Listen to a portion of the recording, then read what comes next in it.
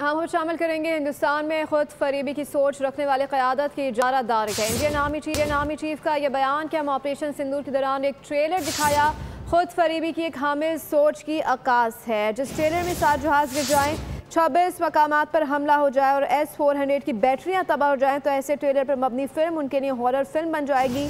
सिंदूर में हुई शिकस्त पर बार बार के झूठे हिंदुस्तानी बयानात अवामी गम और गुस्से की तहलील करने के लिए हैं। इस हवाले से मजीद जानते हैं नुमाइंदा खुसूस सलमान अवान से। जी सलमान, बताइएगा क्या डिटेल्स आ रही है, क्या बयानात हैं?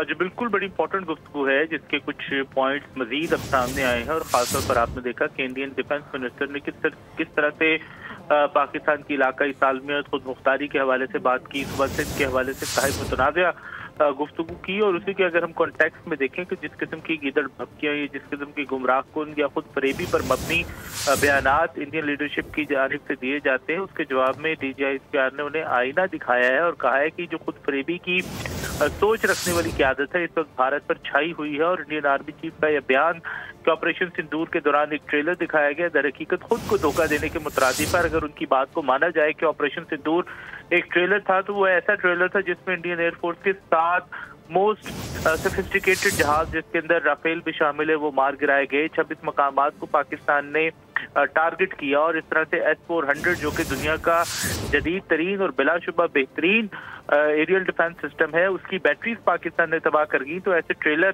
पर मबनी फिल्म जो है यकीनी तौर पर भारत के लिए एक हॉरर फिल्म बन सकती है। और अगर यही ट्रेलर और इसी किस्म की हरकतें उनकी जारी रही तो जिस तरह से ऑपरेशन सिंदूर में उन्हें शिकस्त हुई है, तो लगता यही है कि जो बार बार झूठे बयानात दिए जा रहे हैं भारतीय क़यादत की जानिब से अपने अवाम के गम गुस्से को ख़त्म करने के लिए, उस पर पानी डालने के लिए। इसी तरह DGISPR ने अफगानिस्तान की सूरत हाल का भी जिक्र किया तो उनका कहना था कि इस वक्त अगर कोई भी मुल्क अफगान तालिबान रजीम को फौजी साजो सामान, असलहा, आलात वगैरह फराहम करता है तो लामहला बिलाशुबा वो दहशत गर्दों के हाथ ही लगेगा, क्योंकि अफगान तालिबान रजीम का रिकॉर्ड जो है वो हमें यही बताता है। सोशल मीडिया की सूरत हाल भी बात हुई, क्योंकि सोशल मीडिया इस वक्त पाकिस्तान के अंदर बहुत ज़्यादा एक क्रूशल क्रिटिकल रोल प्ले करता है।